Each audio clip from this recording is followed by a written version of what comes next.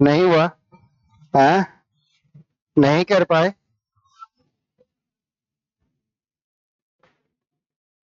अच्छा, किसी ने नहीं किया है? किया है। चलो दौड़ के आओ, दिखाओ जल्दी से। दौड़ के आओ। हम बता देंगे, पहले देख ले, इनका देख ले। किसी ने किया है, कॉपी देख लें उसका।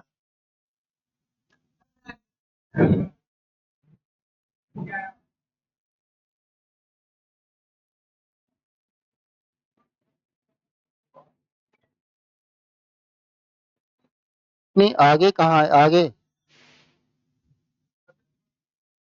नहीं। ले जाओ, गलत है, ऐसे नहीं।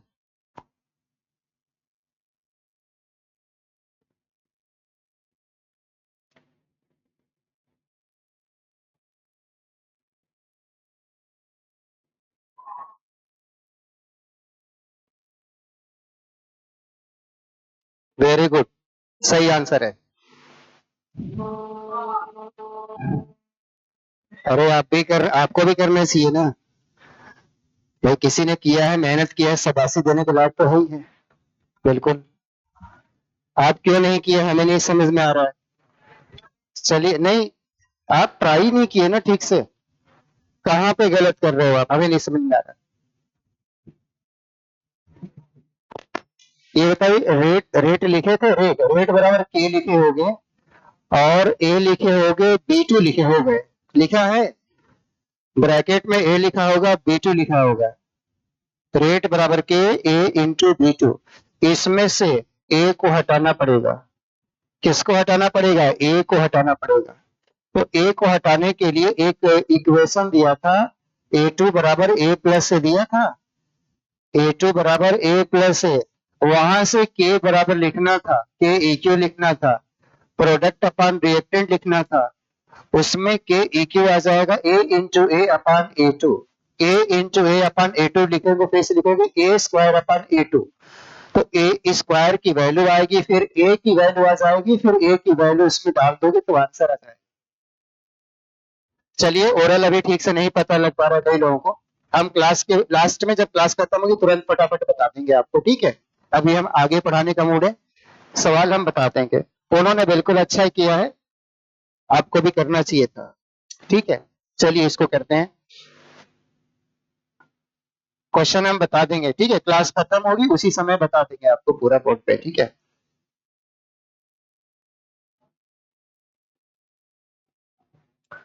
हाँ लिखिए, pseudo first order reactions.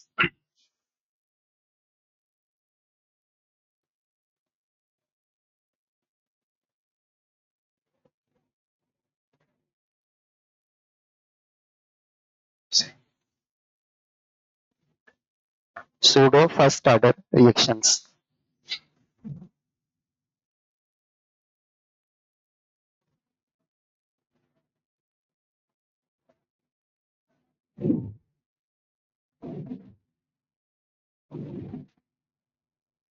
Pseudo, pseudo को अंग्रेजी में फॉल्स, फॉल्स कहते हैं। फॉल्स। सूडो को फॉल्स कहते हैं, आभासी जिसको कह सकते हैं। Pseudo first order reactions.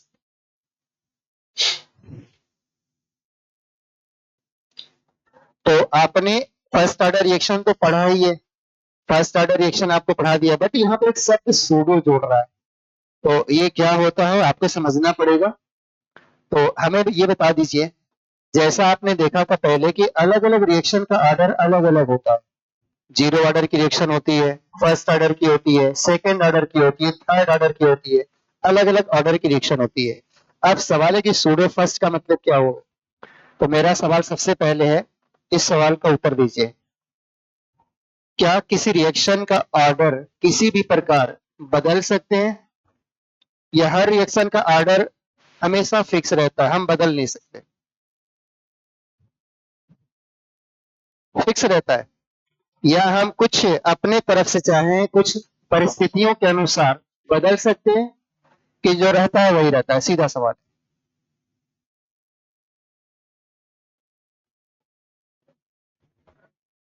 जैसे मान लो कोई रिएक्शन सेकेंड ऑर्डर की है, तो क्या वो हर हालत में सेकेंड ऑर्डर की ही रहेगी, या हम उसका ऑर्डर परिवर्तित कर सकते हैं क्या कुछ चांस है?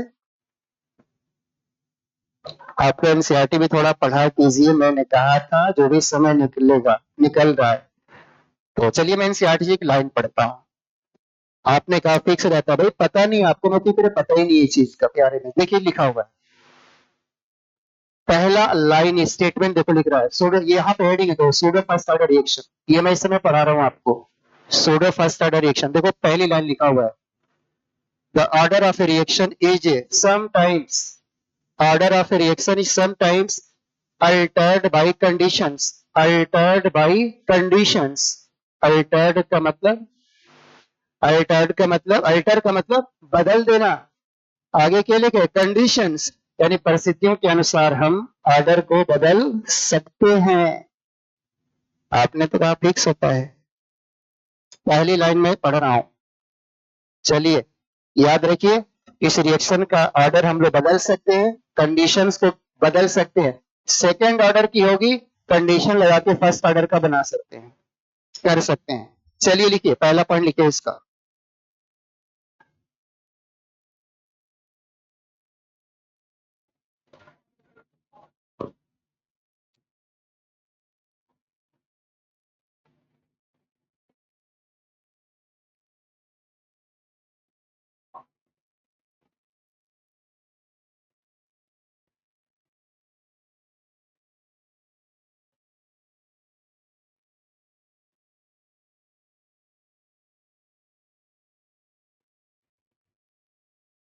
कैसे बदला जाता है वो मैं आपको बताऊंगा।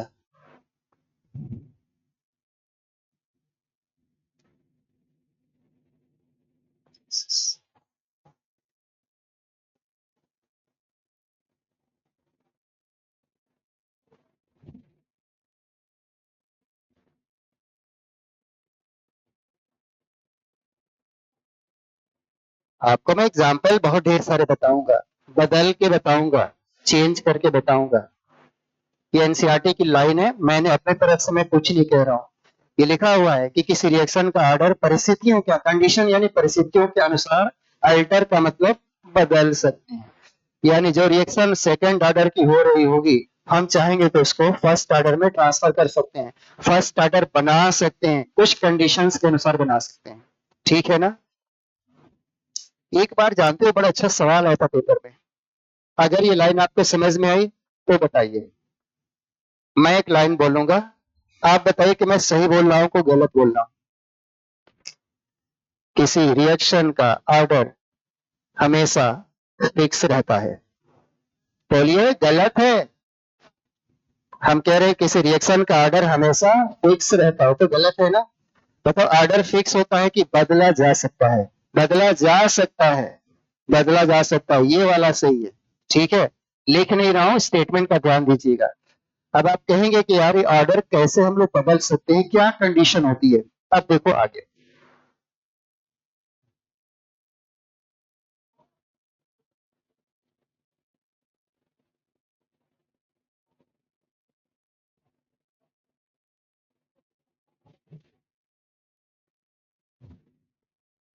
मैं आपको एग्जाम्पल से बताऊंगा। पहले लिखिए, if one reactant present in large access, अगर ऐसा हो जाए तब।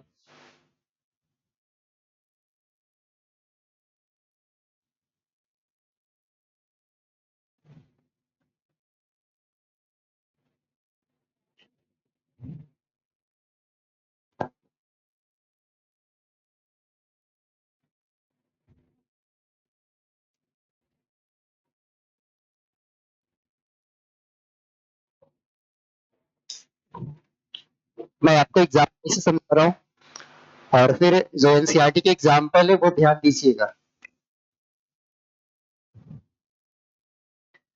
तो बता सकते हैं किसी रिएक्शन का ऑर्डर किस प्रकार बदल सकते हैं, क्या करना पड़ेगा बता दीजिए। एक रिएक्टेंट की मात्रा बहुत ही ज्यादा लेनी पड़ेगी, अगर ऐसा हो जाए। कुछ लोग कहेंगे सर ऐसा क्यों होता है, तो मैं आपको बता रहा हूँ क्यों ऐसा होता है। अगर हम एक रिएक्टेंट की मात्रा बहुत ज्यादा बढ़ा देते हैं तो ऐसा हो सकता है। अगर आपसे पूछा जाए सवाल एग्जाम में कि बताओ ऑर्डर बदलने का क्या तरीका है, कौन सा तरीका है बताइए, तरीका बताइए। एक रिएक्टेंट की मात्रा बहुत ही ज्यादा कर दिया जाए तो ऐसा हो सकता है। कुछ लोगों के मन में सवाल होगा कि क्यों ऐसा होगा, तो क्यों का मैं आंसर आपको दे रहा हूं, ठीक है, क्यों का आंसर मैं दे रहा हूं।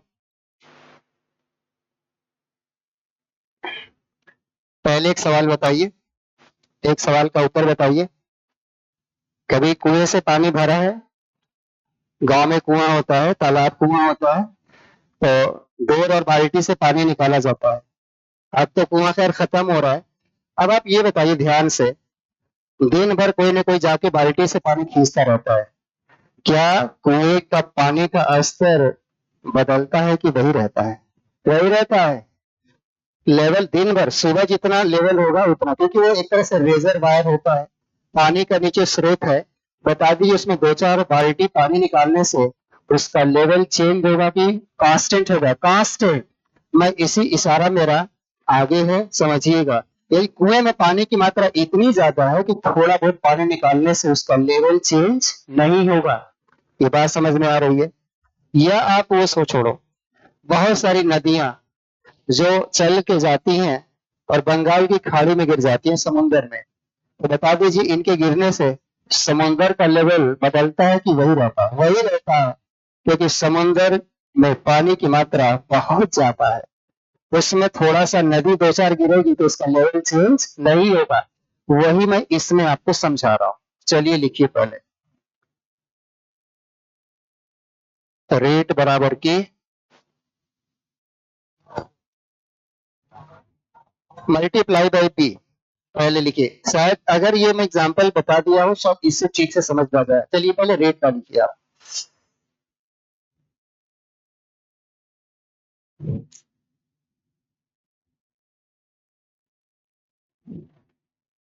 तो इसके आधार पे पहले हमको बताइए, रिएक्शन नहीं बल्कि मैंने सीधे रेट लिखा हो, बता सकते हैं इस हालत में अभी फिलहाल ये कौन से ऑर्डर की रिएक्शन है? बोलिए जल्दी। Second order. कौन सा ऑर्डर है? सेकेंड। अरे देख रहा हो यार, 1+1, 1+1 यानी 2।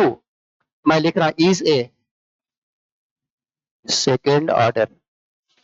सेकेंड ऑर्डर का रेट क्या है? सेकेंड ऑर्डर की रिएक्शन।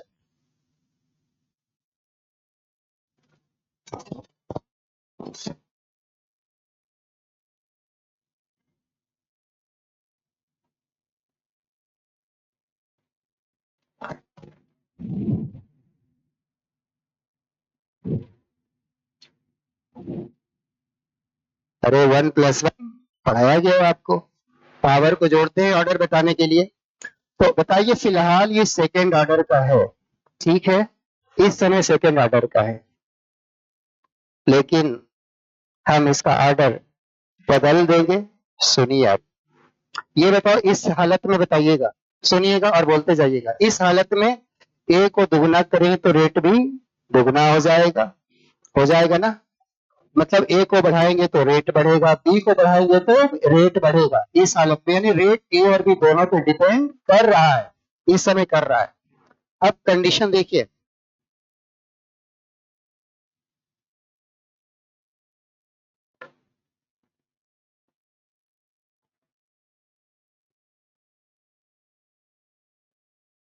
की लाइन पढ़िए, concentration of be present in large access. सुनिए, बी बहुत ज्यादा बढ़ा दिया जाए, बहुत ज्यादा बढ़ा दिया जाए, बी की सांद्रता को बहुत ज्यादा कर दिया जाए, लार्ज एक्सेस समुंदर जितना बड़ा कर दिया जाए। अब मान के चलिए समुंदर बना दिया जाए बी को, हाँ समुंदर बना दिया जाए। अब हमको ये बता दीजिए, जब बी को आप बहुत ज्यादा कर देंगे तो इसकी मात्रा थोड़ी सी कम या थोड़ी सी ज्यादा होने पे रेट पे कोई असर पड़ेगा कि वही रहेगा? तो वही रहेगा, क्योंकि जब बी बहुत ज्यादा हो जाएगा तो इसकी मात्रा थोड़ी कम थोड़ी ज्यादा करोगे तो रेट पे कोई खास असर नहीं पड़ेगा, नहीं पड़ेगा। यानी आप मान सकते हैं कि बी की सांद्रता कांस्टेंट हो गई है, कांस्टेंट हो गई है। इसका मतलब हुआ, लिख सकते हैं बी बराबर क्या लिख सकते हैं बताइए? कांस्टेंट लिख सकते हैं ना? अब आप ये बता दीजिए कि ए भी कांस्टेंट और बी भी कांस्टेंट, दो कांस्टेंट को गुणा करेंगे तो नया कांस्टेंट आ जाएगा। अब इस केस में लिखा जाएगा इसको के इंटू बी बराबर न्यू कांस्टेंट लिख सकते हैं, और न्यू कांस्टेंट का नाम आप चाहें तो के डैश लगा सकते हैं। अब आप ये बता दीजिए इसका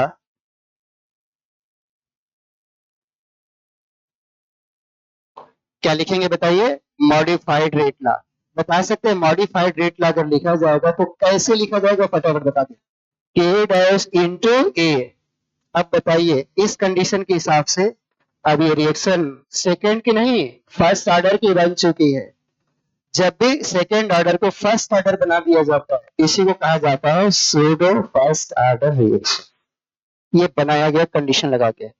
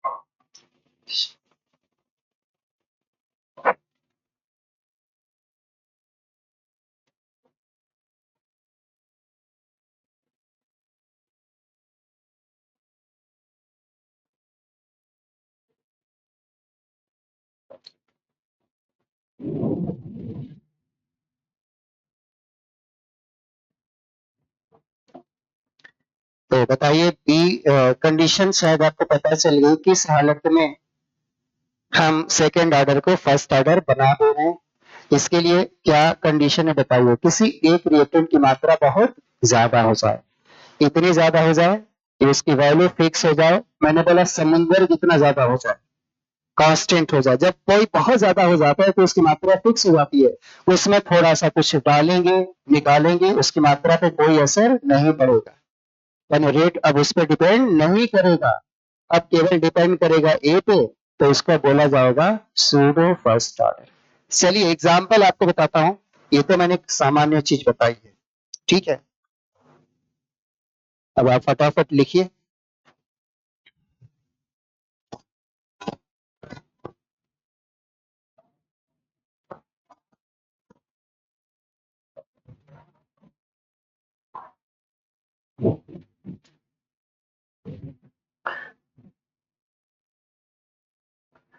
आप ध्यान दीजिएगा, आंसर से बताइएगा। ये एग्जाम्पल बेटे याद कर लेना, जो मैं लिखवाऊंगा सीधे एग्जाम्पल्स आते हैं पेपर में, ठीक है। अरे रिएक्शन लिखी होगी, पूछेगा बताइए इसमें से कौन सी रिएक्शन सूडो फर्स्ट ऑर्डर की है। तो एनसीईआरटी वाले एग्जाम्पल्स आपको बिल्कुल तैयार रखना है, और मैं नया भी कुछ बताऊंगा इसमें।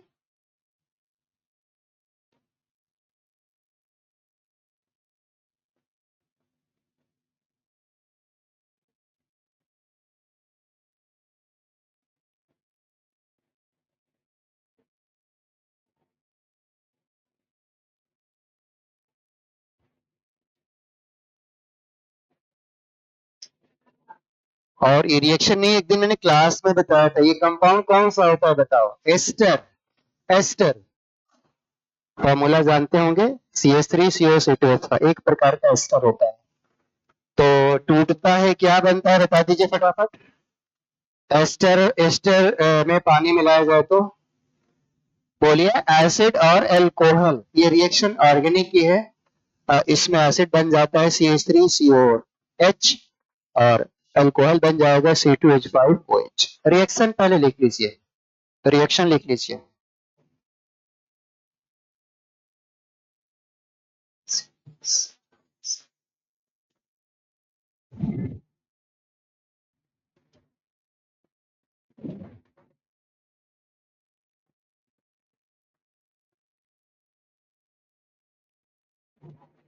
अब यहाँ हम लिखने वाले हैं रेटला।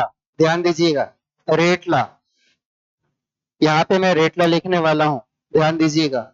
तो इसका मैं रेटला लिखने वाला हूँ। रेटला एक्सपेरिमेंटल होता है जानते हैं, रेटला ध्यान दीजिएगा। एनसीईआरटी में पहला के डैश लिखा है, सिंबल एनसीईआरटी का हम इस्तेमाल कर रहे हैं, ठीक है। कांस्टेंट है, मतलब कांस्टेंट है, ठीक है।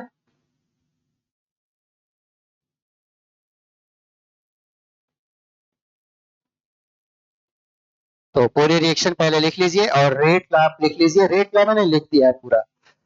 रेट लॉ वैसे आपको बताना नहीं है, रिएक्शन से आता है कि एक्सपेरिमेंट से? एक्सपेरिमेंट से आता है, मालूम है आपको, ठीक है। तो यहां तक लिख लीजिए पहले, रेट लॉ लिख लीजिए पहले पूरा।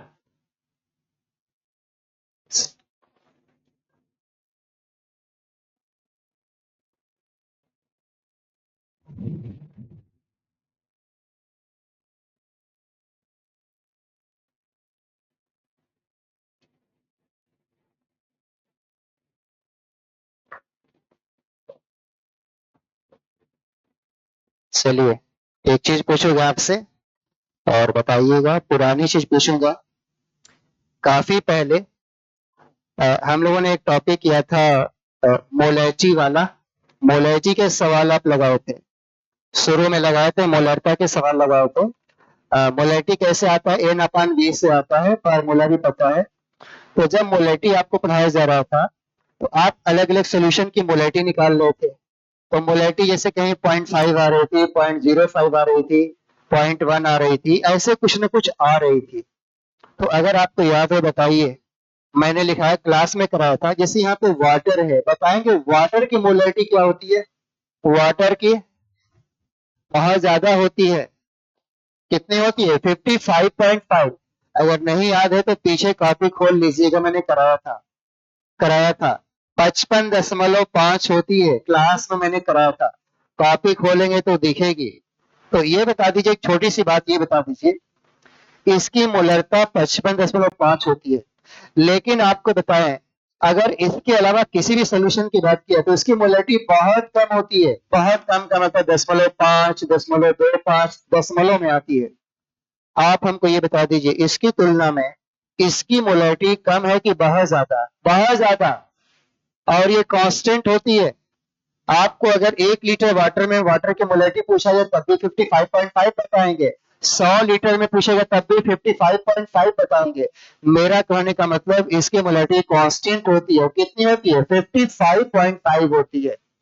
अब बताइए ध्यान से, इस हालत में जो बना है ये रेट ला, सेकेंड ऑर्डर का दिख रहा है?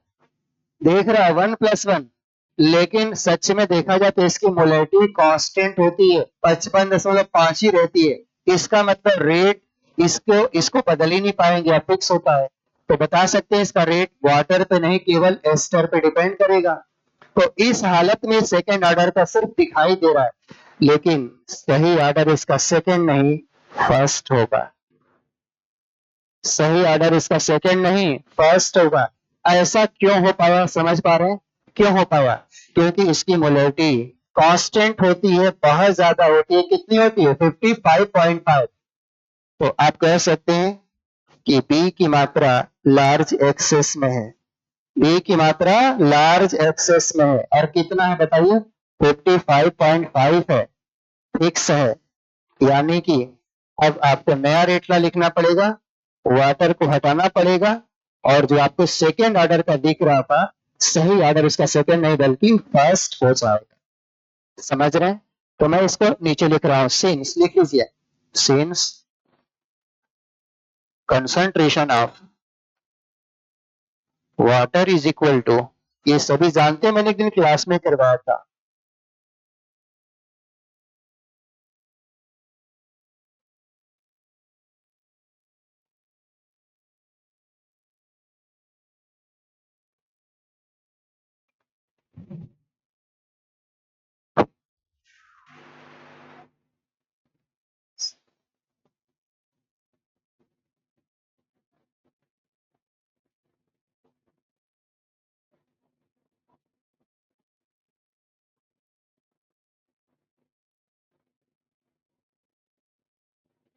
हाँ, ध्यान दीजिएगा।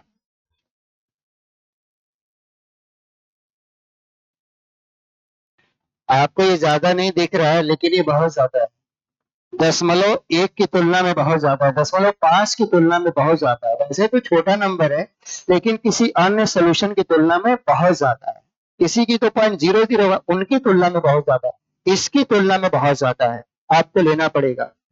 तो इस वैल्यू को हम कांस्टेंट मान सकते हैं या क्या लिख सकते हैं, लार्ज एक्सेस में है। ठीक है, ध्यान दीजिएगा। एक हमने के डैश लिखा हुआ था और ये भी कांस्टेंट है, तो हम इन दोनों को इकट्ठा कर दिया हमने, के डैश मल्टीप्लाई बाई वाटर। ध्यान दीजिएगा, बता सकते हैं ये भी कांस्टेंट और ये भी कांस्टेंट, ये भी कांस्टेंट, ये भी कांस्टेंट। तो एनसीईआरटी में इसका नया सिंबल यूज किया है के, पहले में के डैश लिखा है, बाद में के बना दिया है। वैसे बताएंगे इसकी वैल्यू क्या होगी, वैसे इसकी वैल्यू बताइए। 55.5, कहीं पे ब्रैकेट में तो क्या होगा 55.5। अब हमको ये बता दीजिए, के डैश इंटू वाटर हटेगा तो क्यों आएगा, के डैश इंटू वाटर हटेगा तो क्यों आएगा। बता सकते हैं, के डैश इंटू वाटर को हटा के लिखेंगे और इसको लिखेंगे। तो हम फिर से लिख रहा हूं यहाँ पे जैसे लिखा था मैंने,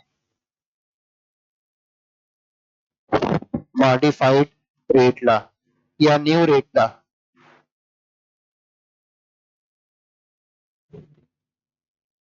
हाँ बताइए, अरे इसी को दोबारा लिखना है। क्या हो जाएगा, के multiply by CH3 COO C2H5। अब इसको बड़ी आसानी से हम कौन सा ऑर्डर कह सकते हैं, बोलिए, फर्स्ट ऑर्डर। अब इसको फर्स्ट ऑर्डर कह सकते हैं।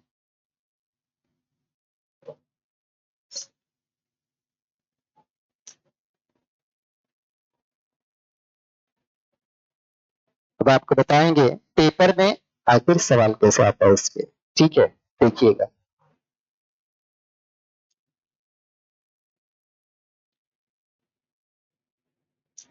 असल में उसमें हमने बी को कांस्टेंट किया था, बी को फिक्स कर दिया था, एक्सेस कर दिया था, लेकिन इस बार फिक्स कौन हो जाएगा, वाटर। वाटर का हमेशा कांस्टेंट होता है, तो फिर आपका नया रेट ला जाता है, नया वाला फर्स्ट ऑर्डर का। चलिए सवाल बताते हैं, पेपर में सवाल कैसे आता है देखो। हाँ, एक सवाल पे पहले हमारे सवाल का आंसर बता दीजिए। पिछले क्लास में हमने मॉलिक्युलरिटी पढ़ा हुआ है? याद है, मॉलिक्युलरिटी पढ़ा हुआ है। मॉलिक्युलरिटी के लिए आपको बताया था रिएक्शन एलिमेंट्री होना चाहिए, याद नहीं किया। रिएक्शन कैसी होनी चाहिए, एलिमेंट्री होनी चाहिए, यानी सिंपल होनी चाहिए, एक स्टेप वाली होनी चाहिए। और आपको बताया था रिएक्शंस की मॉलिक्युलरिटी जीरो नहीं होती, एक या दो या तीन, बताया था, एक या दो या तीन। अरे नाम भी बताया था यार, unimolecular, by molecular, try molecular, याद है आपको। और एक बात हमको ये बता दीजिए, मॉलिक्युलरिटी अगर बताया जाता है तो रेट लॉस से बताया जाता है कि रिएक्शन से, रिएक्शन से, तो रिएक्शन से बताया जाता है। मैंने लिखवाया भी है, थ्योरेटिकल कहा जाता है। अब हमको एक चीज बता दीजिए, आपको बता दें बेटा, ये रिएक्शन एलिमेंट्री होती है, ये मैं बता रहा हूं पहले से। रिएक्शन कैसी होती है, एलिमेंट्री। अब बता दो अगर ये एलिमेंट्री है तो इसकी मॉलिक्युलरिटी क्या होगी। ये रिएक्शन एलिमेंट्री, मॉलिक्युलरिटी अलग चीज होती है, बताया था, बोलिए मॉलिक्युलरिटी इसकी। कुछ लोग पानी से डर रहे हैं, वाटर से डर रहे हैं, मॉलिक्यूल, हाँ पानी से डर रहे हैं और सोच रहे हैं कि एक होगा कि दो होगा। बेटा मॉलिक्युलरिटी अलग चीज होती है, केवल गिना जाता है, गिना जाता है। गिना का मतलब होता है एक मोल इसका और एक मोल इसका, कितना मोल, 2 मोल, मॉलिक्युलरिटी 2 होगी, मॉलिक्युलरिटी 2 होगी। पानी से आप डर रहे हैं फालतू में, पानी को भी गिना जाता है, मॉलिक्युलरिटी में केवल काउंटिंग की जाती है। बताइए रिएक्शन बायोमॉलिक्यूलर है, बोलिए, बायोमॉलिक्यूलर है और फर्स्ट ऑर्डर का है, फर्स्ट ऑर्डर का है। चलिए स्टेटमेंट पूरा देखिएगा, एक साथ अच्छा सा स्टेटमेंट बना रहा हूं। वाटर से रिएक्शन जब होता है तो इसको कहा जाता है हाइड्रोलिसिस। बोलिए। वाटर से रिएक्शन होता है तो क्या बोलते हैं? हाइड्रोलिसिस। जल अपघटन कहते हैं हिंदी में, हाइड्रोलिसिस। और पूरी बात सुनिए, असल में इसमें कैटलिस्ट होता है एसिड। तो इस पूरे रिएक्शन का नाम है एसिडिक हाइड्रोलिसिस। एसिडिक हाइड्रोलिसिस किसका? एस्टर का।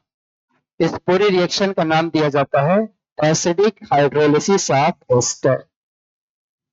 अम्लीय जल अपघटन आप कह सकते हैं। तो इस रिएक्शन को बोला, आप लास्ट में आगे लिखिएगा, इस रिएक्शन का नाम ये होता है, देखो, एसिडिक हाइड्रोलिसिस एस्टर्स। मैं पूरा स्टेटमेंट बना रहा हूं, ठीक है, आप आगे नीचे लिखिएगा, ठीक है।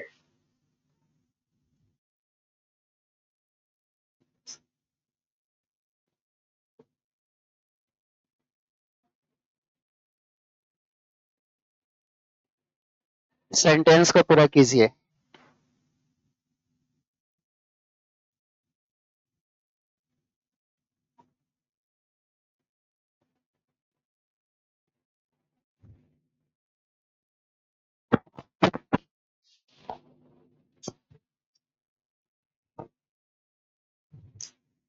क्वेश्चन पे ध्यान दीजिएगा, सवाल भी लिखा है इसमें, आंसर भी लिखा हुआ है।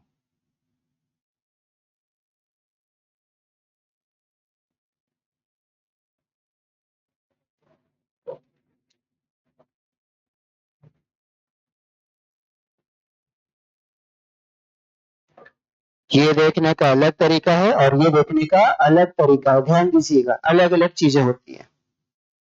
Pseudo first order biomolecular.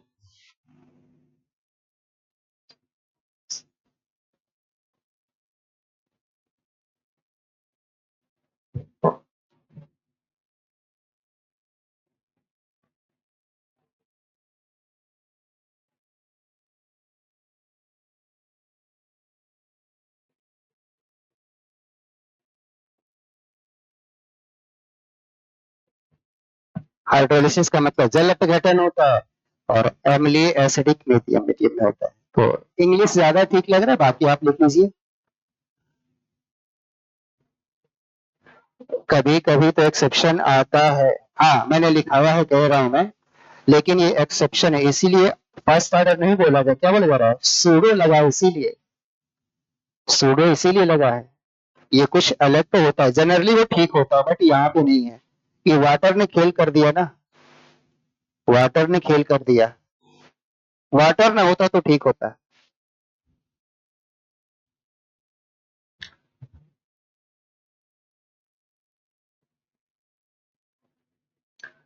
हाँ, देखिए, इसका एक और एग्जाम्पल आपके एनसीईआरटी में है, दूसरा एग्जाम्पल देख लीजिए। Second example,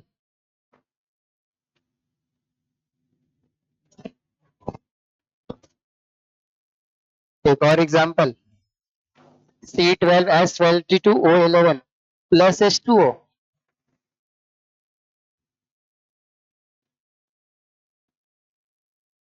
sucrose, sucrose. ये दो एग्जाम्पल है, दोनों आपके याद रखना है। किसमें टूटता है? ग्लूकोज और, किसमें टूटता है? ग्लूकोज और फ्रक्टोज में। तो लिख लीजिए, ग्लूकोज प्लस फ्रक्टोज।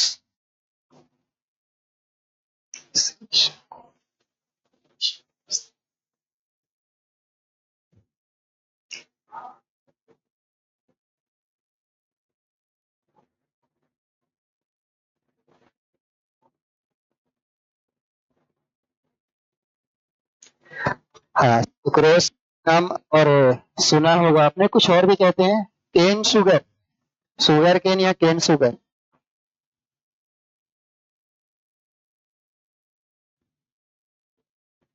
अरे गन्ने का रस होता है ये, गन्ने का रस होता है, केन शुगर।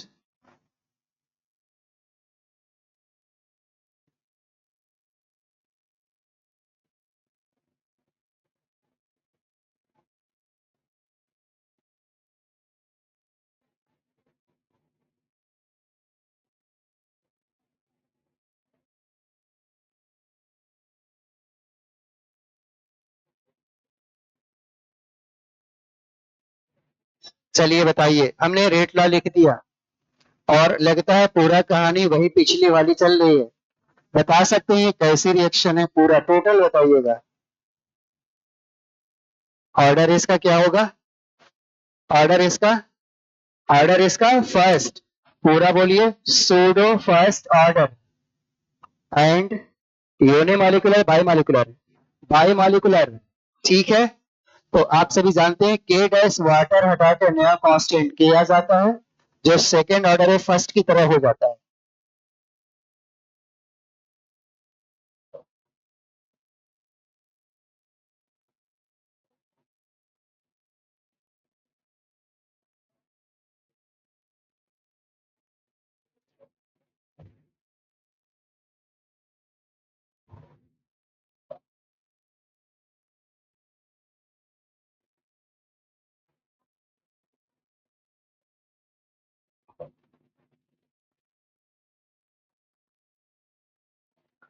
पूरा स्टेटमेंट लिख लीजिएगा, pseudo first order and biomolecular, pseudo first order and biomolecular.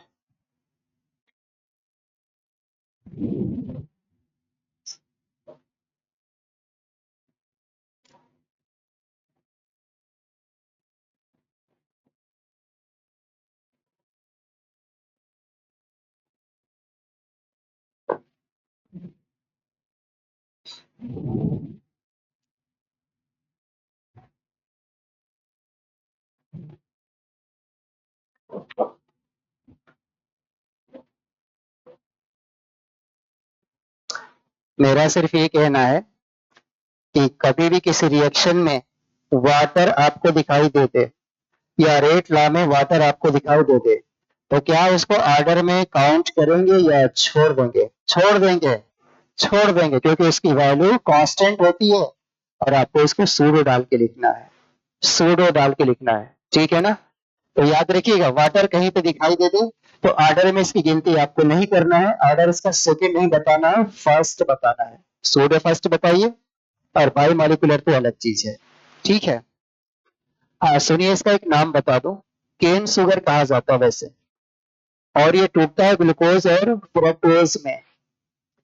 और अगर आप सुने होंगे इसमें एक एंजाइम इस्तेमाल होता है,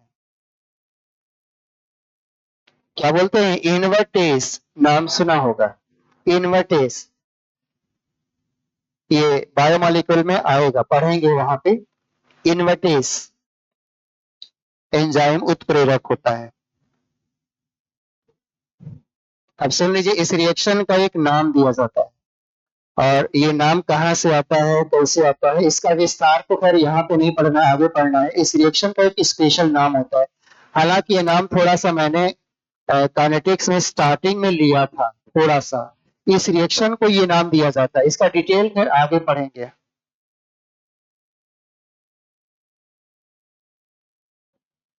क्या बोलते हैं इसको, इन्वर्जन ऑफ केन शुगर, ये सब कहीं जरूर कॉपी में लिखा होगा, आपके शुरू में लिख पाया था।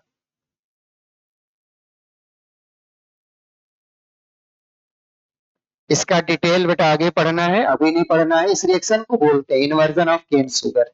ठीक है, इन्वर्जन ऑफ केन शुगर।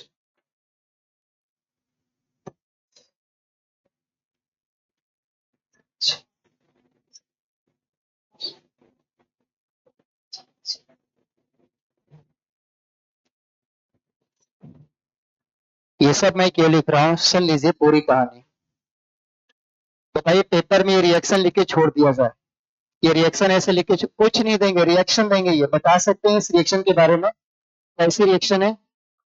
बोलिए, उत्तर बोलिए, सूडो फर्स्ट ऑर्डर, काम खत्म हो गया। और इसके अलावा बाई मॉलिकुलर पूछेंगे तो बताइए, नहीं कोई बात नहीं, सूडो फर्स्ट ऑर्डर का है। हाँ, कई बार रिएक्शन नहीं लिखते, कैसे पूछते हैं सुन लीजिए, लिखा रहेगा inversion of cane sugar, inversion of cane sugar is a, inversion of cane sugar is a, answer क्या होगा, pseudo first order and bimolecular reaction. Reaction देंगे तो भी बताइए आंसर, और ये लिखे तो भी बताइए। ठीक है, एक ही आंसर दोनों सवालों का होगा।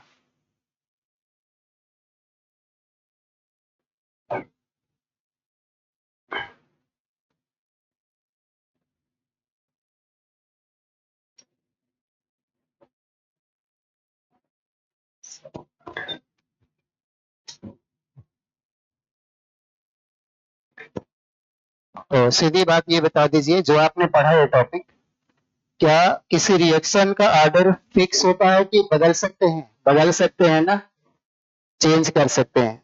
और कैसे बदल सकते हैं बताइए? जब एक रिएक्टेंट की मात्रा बहुत ज्यादा हो, एक रिएक्टेंट की मात्रा बहुत ज्यादा हो तो ऐसा हो सकता है, और इसमें सूरज शब्द लग जाता है। ठीक है,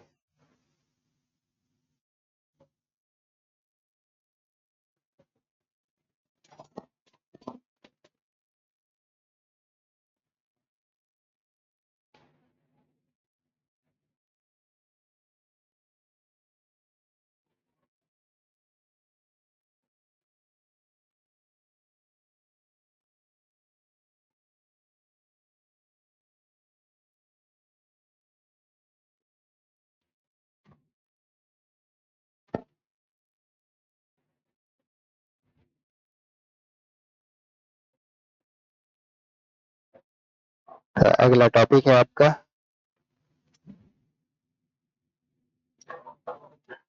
dependence of temperature on rate constant.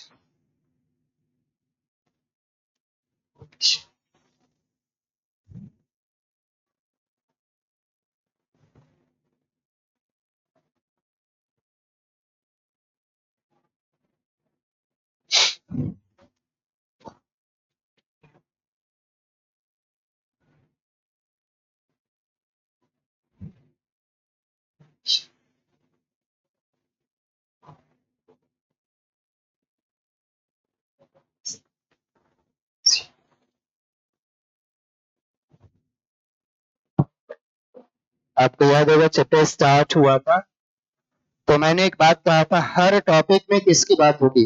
Rate of reaction. देखो ये खत्म होगा, इसी पे बोला था मैंने। हर जगह सिर्फ इसी की बात हो रही है, रेट ऑफ रिएक्शन की बात हो रही है। और ये आखिरी टॉपिक आएगा ना, वहां पे इसी की बात होगी। सिर्फ इसके अलावा कुछ है ही नहीं चैप्टर में। रिएक्शन की स्पीड की बात हो रही है। तो ये बता दीजिए, मैं इसको मत देखिएगा, आप ये बता दीजिए, रिएक्शन की स्पीड, रिएक्शन की गति किस पर डिपेंड करता है? पूरा बताइएगा। कंसंट्रेशन पे, प्रेशर पे, वॉल्यूम पे, टेम्परेचर पे, कैटलिस्ट पे। लिखा था मैंने, सांद्रता के द्वारा बदल सकते हैं, आयतन के द्वारा बदल सकते हैं, प्रेशर के द्वारा बदल सकते हैं, टेम्परेचर के द्वारा बदल सकते हैं, कैटलिस्ट के द्वारा भी बदल सकते हैं। ये शुरू में लिखवाया था मैंने, तो सुनिए ध्यान से। अब हम न कंसंट्रेशन बदलेंगे, न प्रेशर बदलेंगे, न वॉल्यूम बदलेंगे, क्या बदलेंगे? टेम्परेचर, टेम्परेचर बदलेंगे। समझ रहे हैं ना? तो अब हम टेम्परेचर की बात करेंगे, टेम्परेचर से क्या असर पड़ेगा उसकी बात करेंगे। मैं एक चीज लिख लूं यहाँ पे पहले,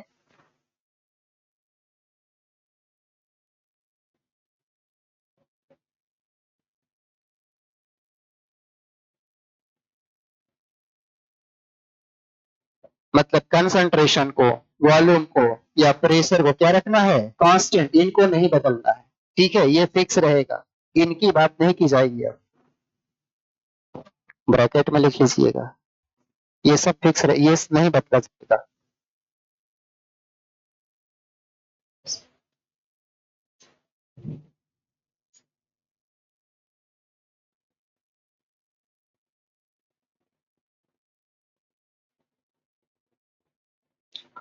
स्टेटमेंट पे ध्यान दीजिएगा।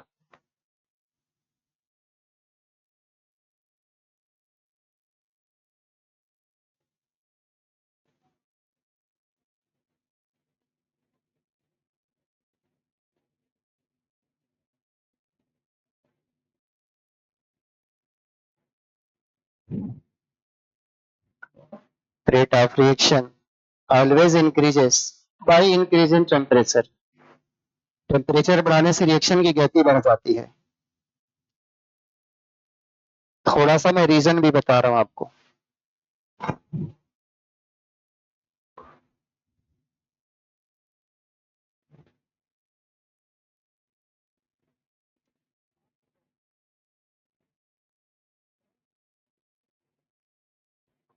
इसको मैं जस्टिफाई थोड़ा कर देता हूं। देखो, जैसे एक कंटेनर में हाइड्रोजन है और साथ में ऑक्सीजन है, जस्टिफाई कर रहा हूं। बताओ, हाइड्रोजन ऑक्सीजन रिएक्शन करेंगे तो मिल के क्या बना सकते हैं? वाटर बना सकते हैं। सुनिएगा ध्यान से, H2O2 मिलकर H2O बना सकते हैं बाद में, ठीक है ना? मैं ये कहना चाह रहा हूं, जब ये रिएक्शन करते हैं ना, तो रिएक्शन से पहले आपस में टकराते हैं, टक्कर होती है, और टक्कर होने से इसका बॉन्ड भी टूटता है, इसका बॉन्ड भी टूटता है, बॉन्ड टूटता है और नया बॉन्ड बनता है। पहले बॉन्ड टूटेगा और फिर नया बॉन्ड बनेगा, H का O के साथ, H का O के साथ, बॉन्ड बाद में बनता है। तो ये लगता है ना कि असल में इसमें दो काम होता है, टक्कर होना, टक्कर से बॉन्ड का टूटना, और फिर नए बॉन्ड का बनना। आप ये बता दीजिए, टेम्परेचर बढ़ाने से मॉलिक्यूल्स की काइनेटिक एनर्जी बढ़ेगी, टक्कर बढ़ेगा, तो बॉन्ड जल्दी जल्दी टूटेंगे, और जल्दी जल्दी टूटेंगे तो रिएक्शन भी जल्दी जल्दी हो जाएगी, यानी रिएक्शन फास्ट हो जाएगी। कुछ समझ में आ रहा है आपको? तो ये ध्यान रखो, रिएक्शन की गति टेम्परेचर बढ़ाने से क्या होती है? बढ़ती है, ठीक है, हमेशा बढ़ती है, ध्यान रखिएगा, बढ़ती है। और सुनिए एक चीज और, लिखिएगा मत, बस मैं आगे लिख दूंगा लास्ट में।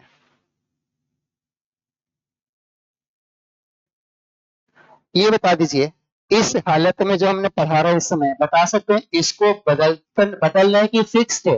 फिक्स्ड है ना? हम क्या बढ़ा रहे हैं बताइए? टेम्परेचर। सुनिए, टेम्परेचर बढ़ा रहा हूं, बताओ टेम्परेचर बढ़ने से क्या बढ़ेगा? रेट। ये फिक्स है, ये फिक्स मैं मिटा देता हूं।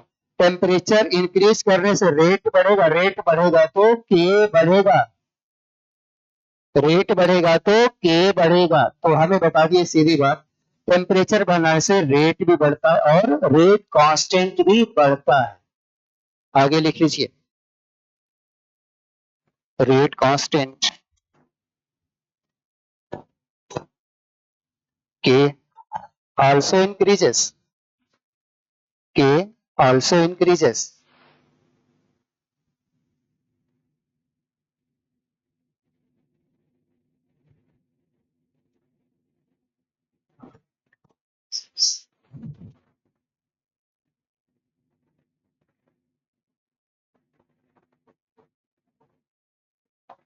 याद रखिए, कंसंट्रेशन को नहीं बदलना है, कंसंट्रेशन जैसा था वैसा रहेगा। हम लोग क्या चेंज कर रहे हैं बताइए? टेम्परेचर। टेम्परेचर से क्या क्या बढ़ रहा है बताइए? नहीं, रिजल्ट बताइए। रेट बढ़ता है और रेट कांस्टेंट भी बढ़ता है। इसको मैं शॉर्ट में एक लाइन में लिख दूं, देखिए,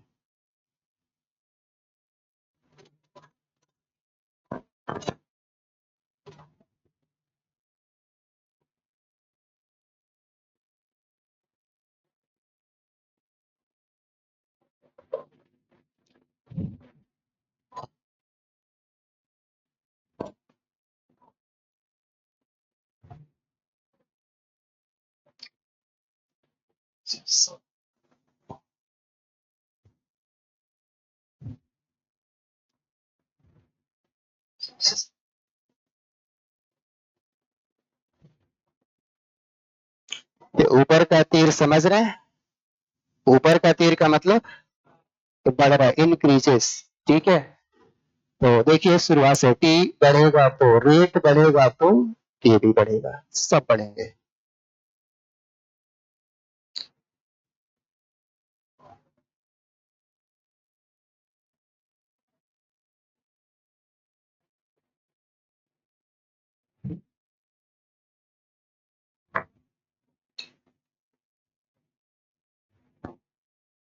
पेपर में स्टेटमेंट आ जाता है कई बार, आपको खाली ध्यान देना है स्टेटमेंट पे। स्टेटमेंट लिखा होगा, rate constant increases by increase in temperature, सही है ना? बताए, रेट कांस्टेंट टेम्परेचर बढ़ाने से बढ़ता है, स्टेटमेंट सही है। टेम्परेचर बढ़ने से रिएक्शन की गति बढ़ती है, रेट बढ़ता है और रेट कांस्टेंट भी बढ़ता है, दोनों बढ़ते हैं, ठीक है। अब सुनिएगा ध्यान से, अब आपको एक प्रैक्टिकल बात थोड़ा सा बता रहे हैं, ध्यान सुनिएगा। ये चीज एनसीईआरटी में भी है जो लोग नहीं पढ़े जाके पढ़िए। उन्होंने क्या किया, रिएक्शन का टेम्परेचर 10 डिग्री बढ़ाया। क्यों 10 डिग्री बढ़ाया, ये इस पे इश्यू नहीं है, 10 डिग्री बढ़ाया। जैसे मान लो रिएक्शन पहले 300 डिग्री पे हो रही थी, फिर उन्होंने 310 किया। पहले 300 था और फिर 310 किया, कितना बढ़ाया बताइए, 10। ऐसा नहीं कि 300 पे था, आप बदल सकते हैं। जैसे मान लो रिएक्शन पहले 100 पे करवाई गई, फिर 110 पे करवाई गई, कितना बड़ा बताइए, 10 डिग्री। या हो सकता है रिएक्शन कोई 50 डिग्री पे हो रही थी, उसको 60 डिग्री पे करवाई गई। यानी हर बार इंक्रीज कितने का हुआ, 10 का। 10 डिग्री बढ़ाया के देखा गया, तो बता सकते हैं रेट कांस्टेंट की वैल्यू लगभग दोगुनी हो जाती है, लगभग दोगुनी हो जाती है। आप अगर सर ये आप कैसे बता रहे हैं, बेटा ये टेस्टिंग सारा हुआ लैब के अंदर, ये आपको स्टेटमेंट लिखना पड़ेगा। बोलिए टेम्परेचर कितना बढ़ाया गया, 10 डिग्री सेल्सियस। कहां से कहां ये मतलब नहीं है 10 डिग्री बढ़ना चाहिए, 300 से 310 पे गया, या 100 से 110 पे गया, या 50 से 60 पे गया। बढ़ोतरी कितने की, 10 की। और देखा गया कि रेट कांस्टेंट का मान दोगुना हो गया। अगर के की वैल्यू मान लीजिए 25 थी, तो बाद में के की वैल्यू 50 हो जाएगी। अगर के की वैल्यू 10 थी तो 20 हो जाएगी। के की वैल्यू x थी तो बाद में 2x हो जाएगी। तो बता दीजिए रेट कांस्टेंट दोगुना हो जाता है बढ़कर जब रिएक्शन का टेम्परेचर 10 डिग्री बढ़ाया जाता है। कितना बढ़ाया जाता है, 10 डिग्री। चलिए लिखिए स्टेटमेंट।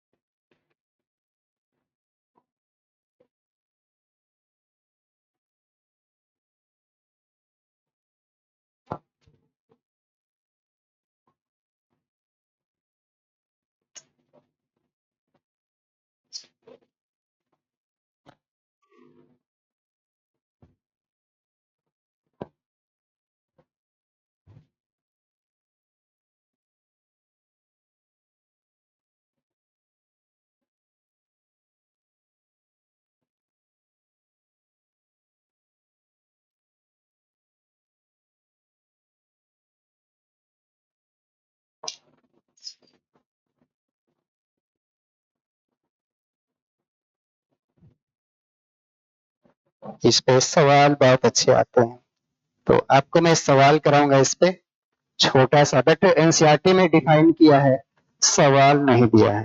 थ्योरी तो है, थ्योरी लिखा है बहुत, बट आप सवाल कर पाएंगे कि नहीं कर पाएंगे वो देखना पड़ेगा हम लोगों को। तो ये बता दिए टेम्परेचर कितना बढ़ाया जाएगा, 10 डिग्री सेल्सियस, 10 केल्विन में 10 डिग्री बढ़ाया जाएगा, तो रेट कांस्टेंट का मान डबल दोगुना हो जाएगा, दोगुना हो जाएगा। सेंटेंस बड़ा सरल लग रहा होगा, सवाल आपको करना पड़ेगा। मैं एग्जांपल पहले बता दूं, सुनिए।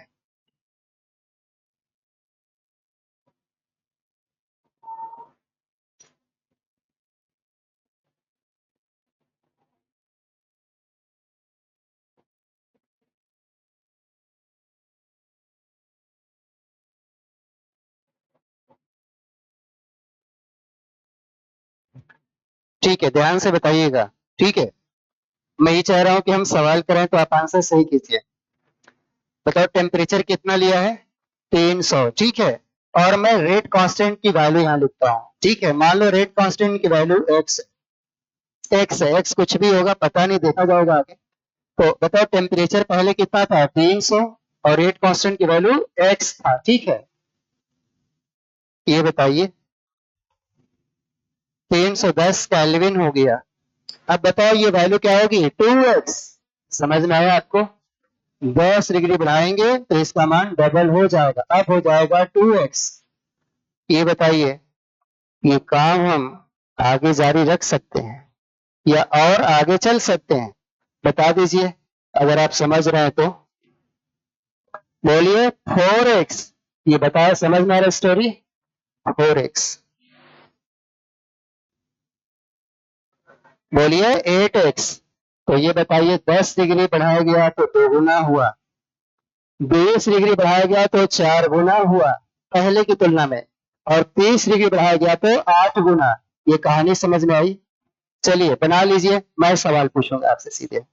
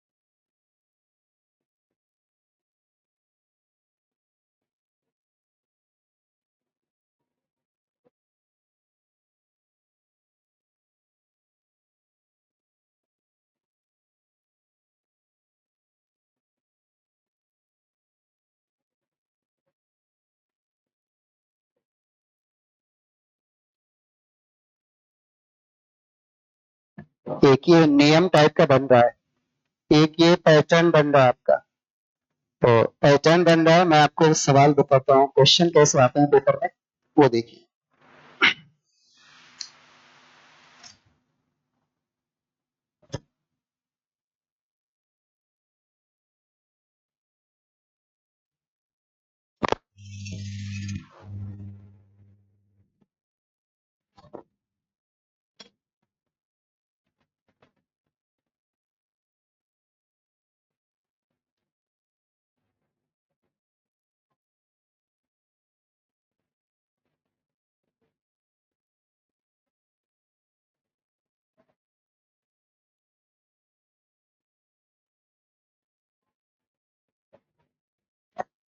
ये सवाल में लिखा रहेगा, क्वेश्चन में लिखा रहेगा, ध्यान दीजिएगा। और अगर ये बात नहीं लिखी रहेगी तो आपको स्टेटमेंट याद भी रखना चाहिए।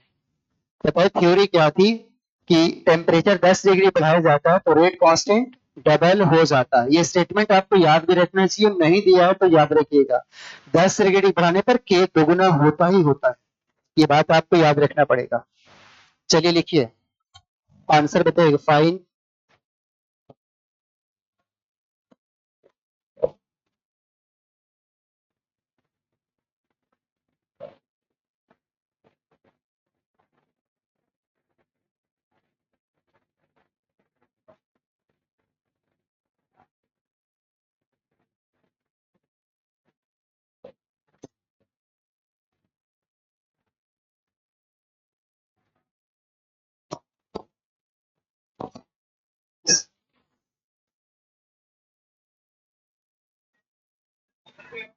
तो देखिए आंसर ऐसे छपे होंगे।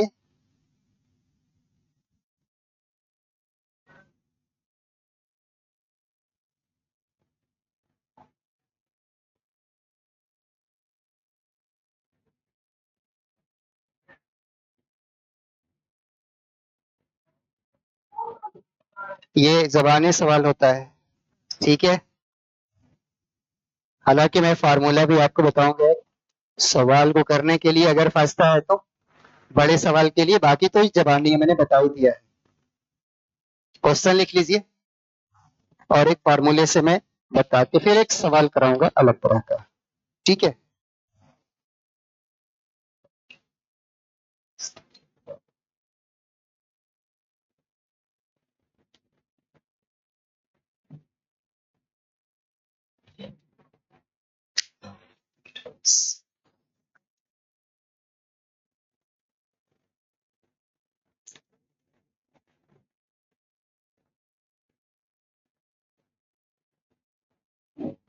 फार्मूला बना देंगे तो ज्यादा ठीक रहेगा।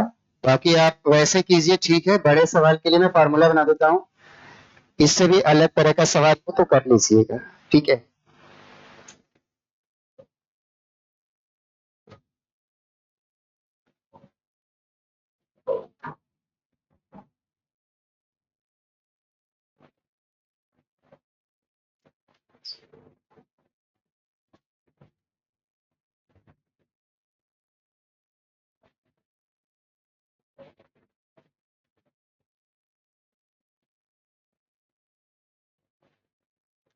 तो ये फार्मूला बुक में नहीं है, हम बना रहे हैं, इसको याद रखिएगा। कुछ और सवाल बनता है तो जल्दी, ठीक है। आप लोगों ने आंसर मुझे लगता है मेरे समझाने के हिसाब से किया है, सही आंसर किया है। तो बताए 10 डिग्री बढ़ा 2 गुना, फिर 10 डिग्री बढ़ा तो फिर 2 गुना तो 4 गुना, फिर 10 डिग्री बढ़ा तो 8 गुना, फिर 10 डिग्री 16 गुना, और एक बार और 10 डिग्री तो 32 गुना। 5 बार बढ़ाना पड़ेगा, क्योंकि पावर एन टाइप तो कुछ हो रहा है, लग रहा है ना। तो ठीक है, आपने अच्छा है बिना हल किए किया है सवाल, बहुत अच्छी बात है। 32 गुना हो रहा है। बट ये देखो, मैं पेपर में के लिए सवाल बना दे, लिखिए।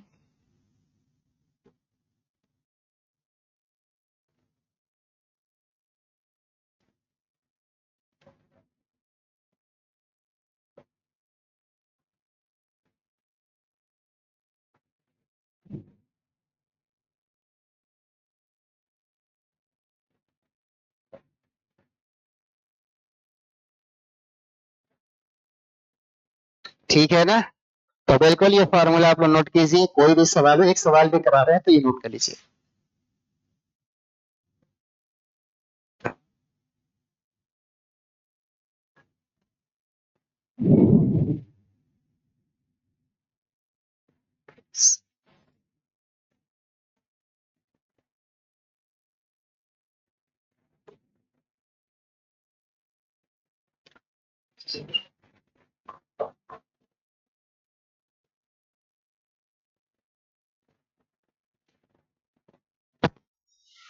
पहले आपको इससे एन निकालना है और फिर इसमें पुट करना है। पहले एन निकालना है, फिर इसमें पुट करना है। और नया रेट कांस्टेंट है ना, ये पुराना वाला है, ये नया वाला है। 2 पावर एन, 2 पावर एन। तो ये बता दीजिए, सवाल को देखते हैं। देखो इंक्रीज कितने का है बताओ, 50 का, 50 का। तो यहाँ लिखेंगे 50/10, 50/10 यानी 5। तो 2 पावर 5, 2 का पावर 5, 2 पावर 5, 2 गुणे 2 गुणे 2 गुणे 2 गुणे 2। 5 बार गुणा होगा तो कितना होगा, 32। 32 टाइम्स, 32 टाइम्स। आ रहा है सवाल। चलिए एक सवाल तो कीजिए, दूसरा।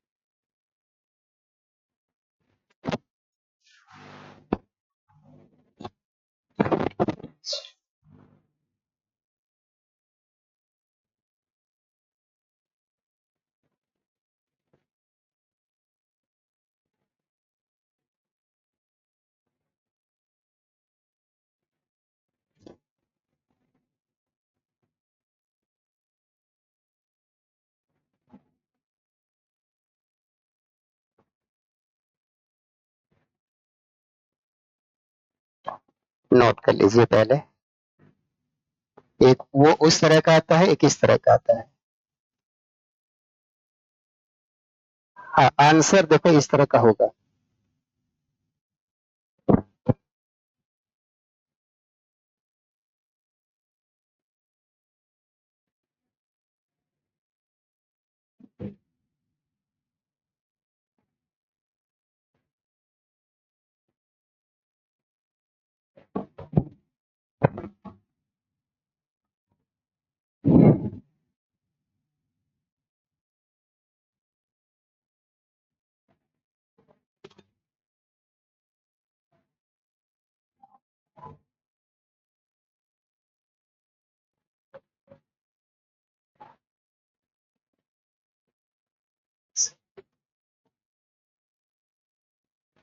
सवाल नोट कर लीजिए।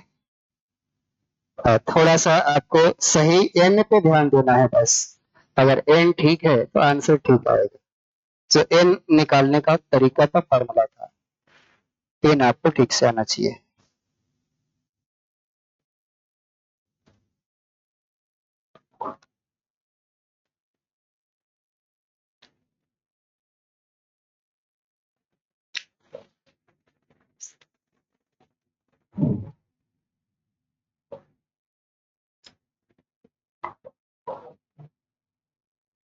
चलिए, आप लोगों ने बता दिया है।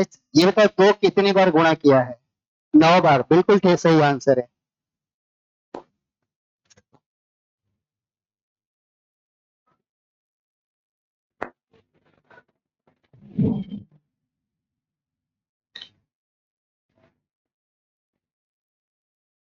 पेपर में ध्यान देखिए, ये पहली लाइन हो भी सकती है, नहीं भी हो सकती है। ये मतलब होता है वैसा कि आप 10 डिग्री बढ़ाओगे तो दोगुना होगा।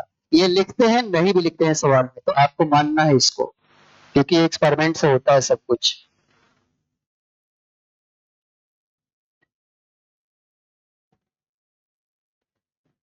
कुछ लोग गड़बड़ किए हैं लग रहा है हमें। नहीं आया। आप ये बताओ, टेम्परेचर 10 से बढ़ा के 100 किया है। पहले 10 था, अब कितना हो गया? 100। सबसे पहले क्या निकालेंगे बताइए, क्या निकालेंगे? एन। एन क्या होगा बताइए जल्दी से, पूरा पूरा बताइएगा। एन क्या था याद है? इंक्रीज, बढ़ोतरी कितनी है? आप बताओ, 10 10 पहले था, बाद में 100 हो गया, बढ़ोतरी 90 की है। इंक्रीज था वहां पे। पिछली बार हमने ऐसा सवाल नहीं पूछा था, उसमें डायरेक्ट इंक्रीज दिया था। पहले 10 था, अब कितना हो गया? 90। हाँ, अगर चेंज देखेंगे तो 100 में से 10 घटाएंगे तो 90 आएगा। इंक्रीज 90 का है। पूरा लिख देते हैं वैसे। डिवाइड बाई 10, तो आपका आ जाएगा 90 अपॉन 10 इज इक्वल टू 9। बताए के डैश बराबर क्या था? 2 पावर n इंटू के, 2 पावर 9 मल्टीप्लाई बाई के, 512 इंटू के। आंसर होगा 512 टाइम्स। ठीक है, दोनों सवालों में थोड़ा थोड़ा फर्क है, ध्यान दीजिएगा, थोड़ा सा फर्क।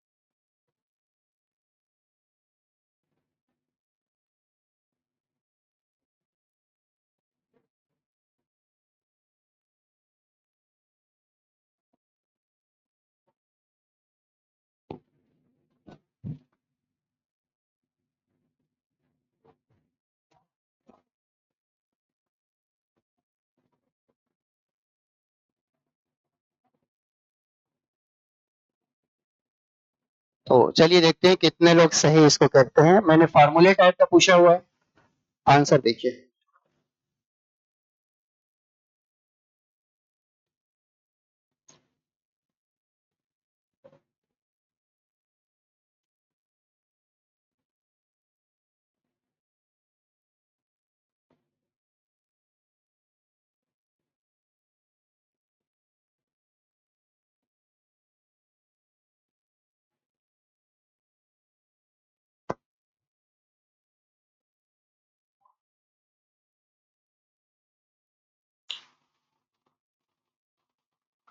लम छोटा सवाल पूछा है,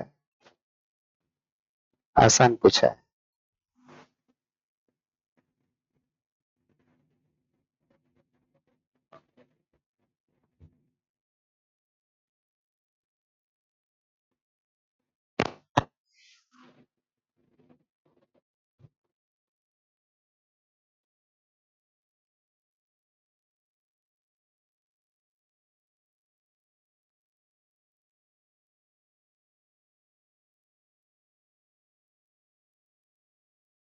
डरिए मत, आंसर बताइए, सरल है बिल्कुल, कुछ नहीं सवाल में, मैं तो कह रहा हूँ।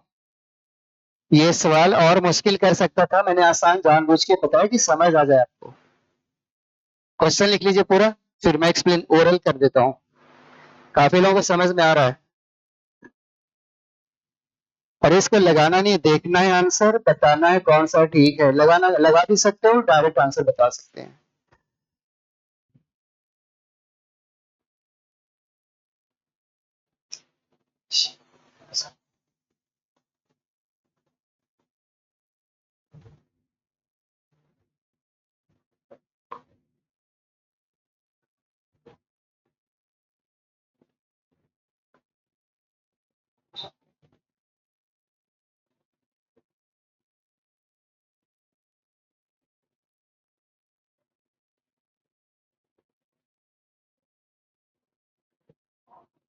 आंसर फाइनल कीजिए, कौन सा आंसर है? हाँ? कुछ लोग डाउट में है, पता नहीं क्यों।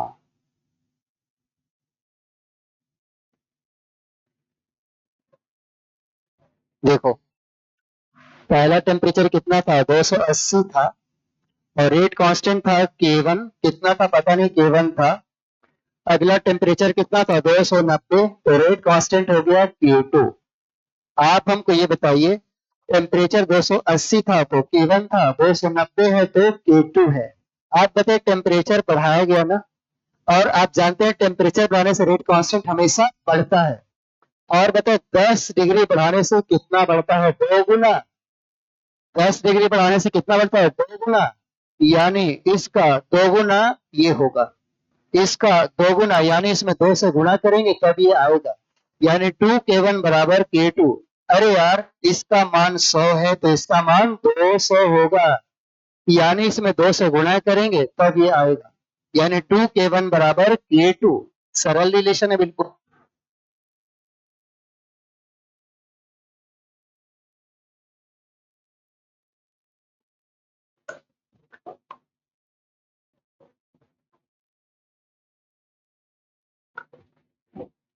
सीधी बात बताइए, और सरल बात बताइए। बताए 290 केल्विन पर, 290 केल्विन पर रेट कांस्टेंट एक्स है, एक्स है। बताओ कि 290 पे कितना होगा, बोलिए 2x। इसमें डाउट नहीं है ना? अब बता दो, ये K1 है और ये K2 है। बताओ K2 K1 के बराबर है कि K2 K1 का दोगुना है, दोगुना, यानी इसमें 2 से गुणा करेंगे तब इसके बराबर होगा। इसमें 2 से गुणा करेंगे, यानी किसमें गुणा करेंगे, K1 में 2 से गुणा करेंगे तो K2 जाए, 2K1 बराबर K2। पेपर में सवाल कुछ और आया था, आप ओरल आंसर बता दीजिएगा, ठीक है? आंसर इसी में से बोल दीजिएगा, मैं लिखूंगा नहीं। ये बताइए, अगर यहाँ 300 केल्विन होता तो आंसर कौन सा होता, सेकेंड होता। आप समझ में आ गया, सेकेंड, क्योंकि पहली बार में 2 गुना और दूसरी बार में 4 गुना, तो K1 पहले 2K1 होता और 2K1 फिर 4K1 हो जाता, तो इसका आंसर फिर आपका पहला नहीं दूसरा। समझ में आ रहा है आपको? देखो, 10 डिग्री बढ़ा तो 2 टाइम्स, अगला 10 डिग्री बढ़ा तो 4 टाइम्स, ठीक है, अब सेकेंड आंसर हो जाता।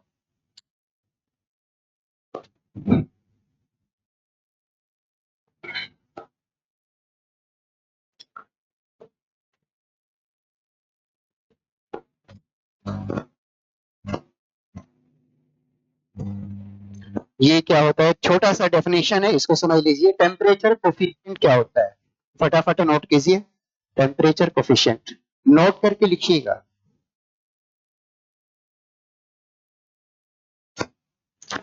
नोट करके, टेम्परेचर कोफिशिएंट, हिंदी में इसको ताप गुणांक कहते हैं।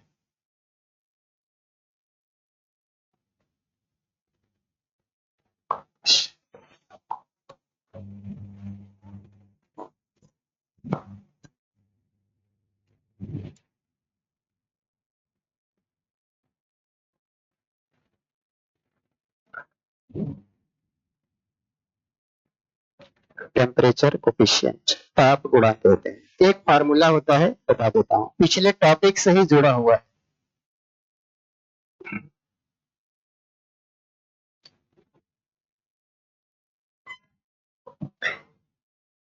हाँ, अभी आपने पीछे जो टॉपिक पढ़ा हुआ है, बता सकते हैं इसमें कितने डिग्री टेम्परेचर बढ़ाने की बात की गई थी? 10 डिग्री ना? जैसे आपने केक रेट कांस्टेंट एक बार 50 पे निकाला तो फिर एक बार 60 पे निकाल लिया, या फिर पहले 100 पे निकाला तो फिर 110 पे निकाल लिया, या फिर पहले 300 पे निकाला तो अगला 310 पे। सुनिए, हमको ये बता दीजिए, रेट कांस्टेंट की वैल्यू 300 पे कुछ और आएगी, 310 पे कुछ और आएगी। बता सकते हैं किस वाले टेम्परेचर पे ज्यादा होगी? 300 पे कि 310 पे? 310 पे। अब सुनिए, ये क्या होता है जानते हो? यह रेट कांस्टेंट का अनुपात होता है, रेट कांस्टेंट का रेशियो होता है। अब इसमें ध्यान देना पड़ता है कि एक वाले के लिए टेम्परेचर अगर 300 है तो अगले वाले के लिए 310 होना चाहिए। मैं इसको फार्मूले के रूप में लिख रहा हूं, ज्यादा समझ पाएंगे। देखिए, जनरल फार्मूला,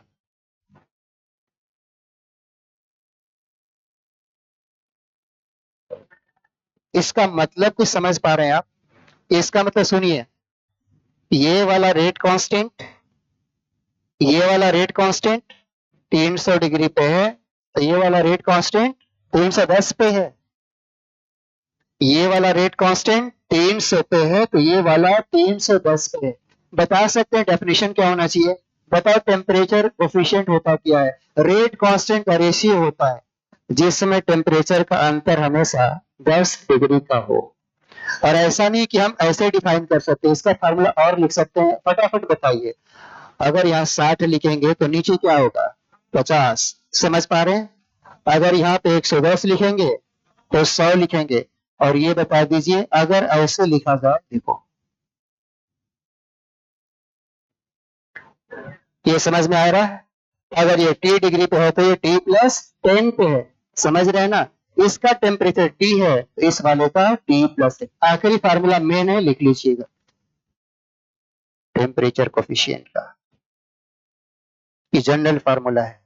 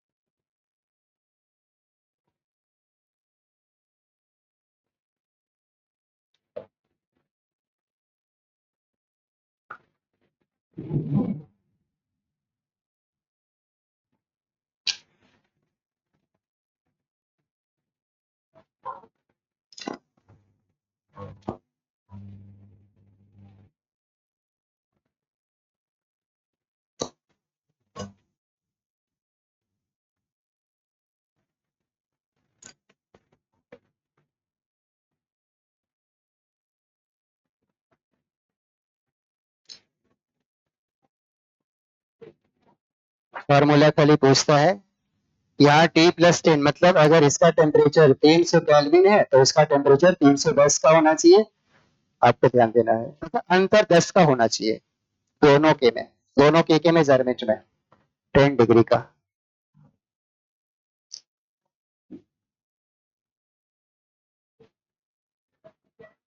हाँ, हाँ, वही मैं आपसे पूछने वाला हूँ। हाँ, वही वही मैं, हाँ, आप पूछ रहे, मैं खुद ही पूछने वाला था। जो पूछ रहे वही पूछने वाला था। हाँ, ये बताओ, अगर ये वाला के एक्स है तो ये वाला 2x, नहीं समझ में आया? आप जानते हैं ना, 10 डिग्री बढ़ता है ना तो के का मान दोगुना होता है।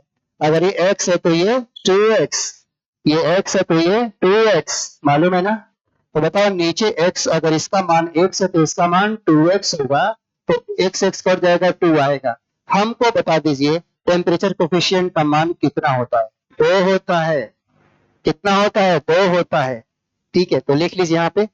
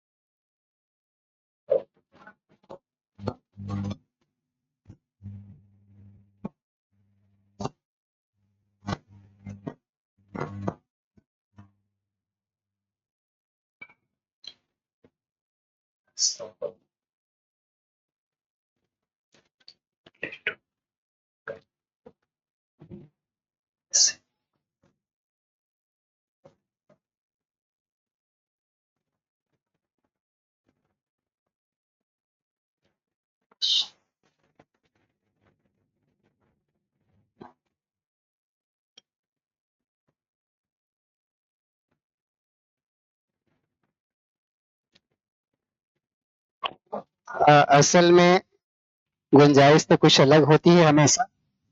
मोस्टली का मतलब 99% केस में अगर कुछ नहीं देगा तो आपको यही मानना है हमेशा। लेकिन कभी कभार ये 2 से थोड़ी ज्यादा हो जाती है, कई बार जैसे 2.5 हो जाता है और 3 तक कभी कभी चांस रहता है। तो अगर ऐसा कुछ होगा तो सवाल में चर्चा करेगा वो। लेकिन अगर कोई चर्चा नहीं है तो 2 लीजिएगा, क्योंकि एनसीईआरटी में 2 ही लिखा है। ठीक है, असल में नियरली इसलिए लिखा है कि लगभग ये मतलब 2 ही होता है, किसी किसी के लिए थोड़ा सा इधर उधर मतलब 2 से 3 तक जा सकता है। बट ऐसी बात होगी तो सवाल में बताएगा जरूर आपको, नहीं बताएगा तो 2 लेना है। हाँ, नहीं बताएगा 2 लेना है वैसे। ठीक है, अदरवाइज बताएगा तो ठीक है, मतलब बदल भी सकता है थोड़ा। हाँ, क्वेश्चन आपको बता दें, है ना। क्वेश्चन जो लोग नहीं किया फटाफट खोल लीजिए, जगह हो तो वहीं पे नोट करिए, अलग से जो सवाल हमने मैकेनिज्म वाला दिया था। ठीक है, अगर जगह छोड़ा है तो वहीं पे कर लीजिए। ठीक है, क्वेश्चन आपको बता दें।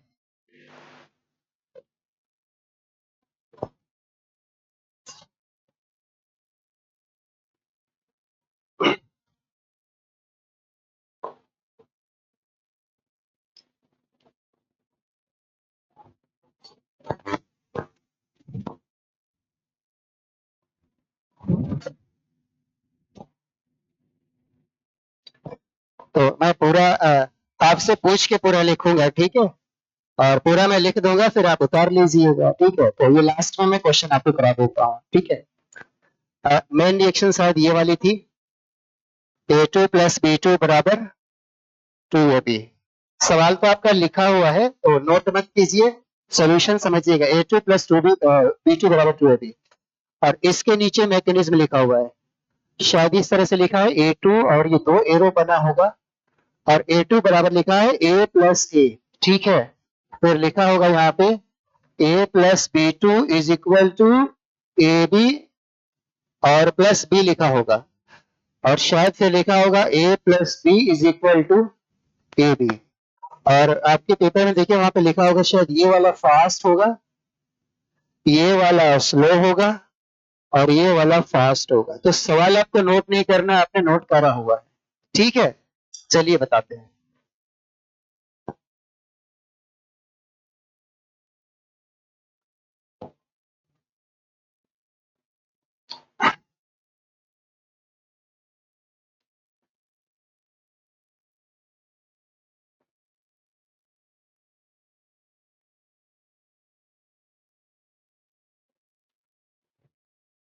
तो ये पेपर का सवाल था, आपके नीट का क्वेश्चन था ये, जो मैं दे के छोड़ दिया था आपको।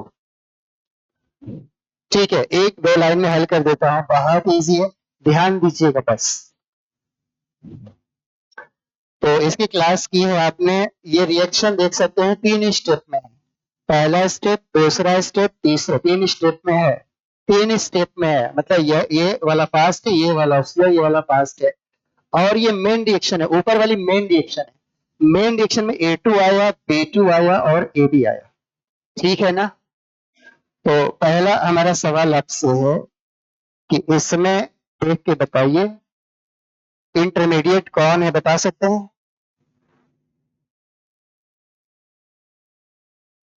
केवल A नहीं, B भी होगा, सिर्फ A नहीं B भी होगा।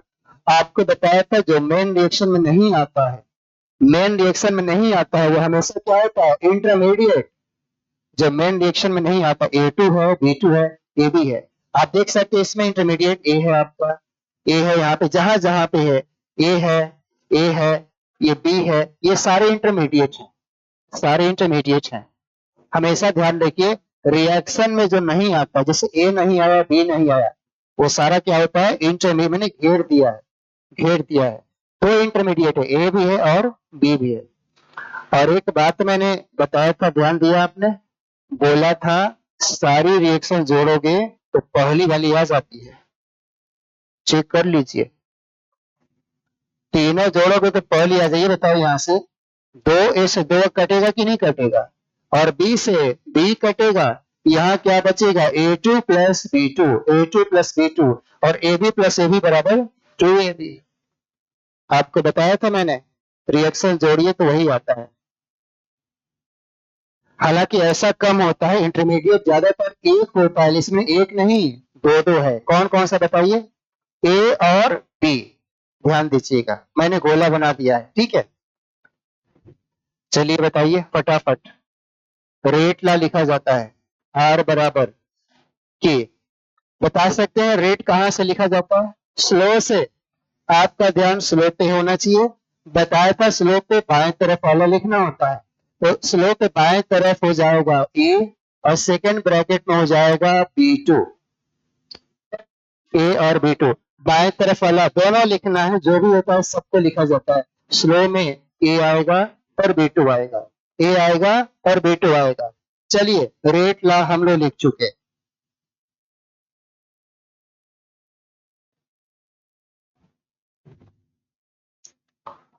इसमें हमने कुछ आपसे बताया था, अगर इंटरमीडिएट नहीं आया तो ठीक है, पर आ गया तो इसको हटाना पड़ेगा।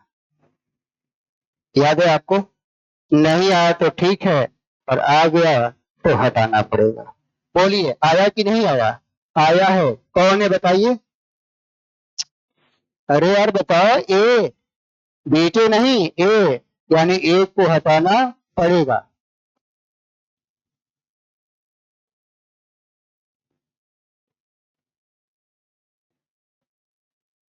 सुनिए ध्यान से अब, मतलब एक को हटाना पड़ेगा। अगर आप एक को हटा लेंगे तो फाइनल आंसर हम लोगों का आ जाएगा। पहले हम कर देते हैं, तब नोट कीजिए, नोट अभी मत कीजिए, हम छोड़ देंगे इसको ऐसे ही, ठीक है। बोर्ड पे देखिए, नोट कर लीजिएगा, बाद में हम छोड़ के चले जाएंगे, नोट कर लीजिए, मिटाएंगे नहीं इसको। तो किसको हटाना है बताइए, ए को हटाना पड़ेगा, क्योंकि इंटरमीडिएट है। अब ए को हटाने के लिए आपको थोड़ा जुगाड़ लगाना पड़ेगा। आपको बताया था, देखो इस रिएक्शन का इस्तेमाल कर चुके हैं हम। क्या करने में कर चुके हैं, रेट ला। तो अब बताओ ए को हटाने का रास्ता या तो ये वाला है या तो ये वाला। आपको बताया तो दोनों में से एक का इस्तेमाल करना पड़ेगा। लेकिन तीसरे में दिक्कत क्या है, अगर ए का हटाने का प्रयास करेंगे तो बी आ जाएगा। मतलब एक मुसीबत खत्म होगी, दूसरी मुसीबत चालू हो जाएगी। कुछ समझ में आ रहा है बात आपको। तो बताओ ए को हटाने के लिए लगता है हम तीसरी रिएक्शन का नहीं, पहली रिएक्शन का इस्तेमाल करेंगे। समझ रहे, ये नोटिस करना पड़ेगा, क्योंकि ए को हटाओगे तो बी आ जाएगा, फिर फंस जाओगे सवाल। हम इसका इस्तेमाल नहीं करेंगे, पहली रिएक्शन का। मैं थोड़ा अलग से लिख देता हूं पहली रिएक्शन। आप ये बताइए, यहाँ लिखा है यहाँ पर A2 is equal to A plus A. ध्यान दीजिएगा, अब बता दीजिए, ये इक्विलिब्रियम का साइन होता है, और इसका मैंने एक KEQ का फार्मूला लिखा था अलग से, पिछली क्लास में भी लिखा था, इक्विलिब्रियम कांस्टेंट। ये लिखा जाता है प्रोडक्ट अपॉन रिएक्टेंट। तो यहाँ दो ब्रैकेट बनेगा, ए मल्टीप्लाई बाई ए और डिवाइड बाई A2। ध्यान दीजिएगा, अब हम यहाँ लिखेंगे KEQ बराबर, बोलिए ए इंटू ए बराबर, बोलिए ए इंटू ए बराबर ए स्क्वायर, ठीक है। और डिवाइड बाय क्या हो जाएगा, A2। अब बताइए यहाँ से क्रॉस मल्टीप्लाई हो जाएगा, तो क्रॉस मल्टीप्लाई हो जाएगा, तो देखो मैं ए स्क्वायर बराबर लिख रहा हूँ यहाँ पे, ए स्क्वायर बराबर लिखेंगे के E Q multiply by A2। आप बताइए हटाना किसको है, ए को, तो ए बराबर निकालना पड़ेगा। बताओ ए स्क्वायर बराबर इतना है, तो ए बराबर क्या लिखना है, बोलिए जल्दी से। अंडर रूट में आ जाएगा ना, या पावर पे 1/2, पावर पे 1/2, ये अंडर रूट में लिख लीजिए चाहे तो। ए स्क्वायर बराबर इतना है, तो इसको पूरा अंडर रूट में डाल सकते हैं, यानी के E Q multiply by A2। बस यही ए आपको पुट करना है, यहाँ पे पुट करना है। ये तो पुट किया जाएगा तो ये क्या रेट ला जाएगा, देखो रेट बराबर की हो जाएगा, ए की जगह पे क्या होगा, देखो अंडर रूट के E Q multiply by A2 और मल्टीप्लाई बाई B2। ठीक है, अब बताइए, तो कांस्टेंट है ना, ये क्या है, कांस्टेंट है, ये भी क्या है, कांस्टेंट। तो कांस्टेंट से हमें मतलब नहीं होता है, कांस्टेंट इंटू कांस्टेंट, कांस्टेंट लगा दीजिए कोई भी। बता सकते हैं a2 आ गया, a2 के पावर में क्या लगेगा, 1/2। a2 के पावर में क्या लगेगा, 1/2, अंडर रूट में सारा कुछ है। तो यहाँ पे लिखेंगे a2 का पावर 1/2 मल्टीप्लाई बाई b2। ये बता इंटरमीडिएट, बचा कि हट गया, हट गया। अब क्या आ गया, a2 और क्या आ गया, b2। अब आप यहाँ से ऑर्डर भी क्या बता सकते हैं, ऑर्डर, पेपर में ऑर्डर पूछा था, ऑर्डर क्या होगा, 1/2 प्लस 1, 3/2।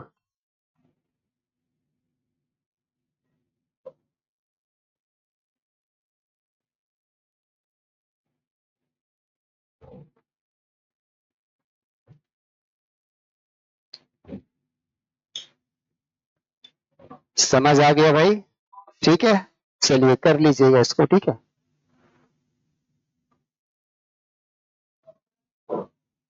क्या चीज, होमवर्क, चलो अब बचा नहीं कुछ, अगली क्लास में देगा होमवर्क अच्छा सा, ठीक है।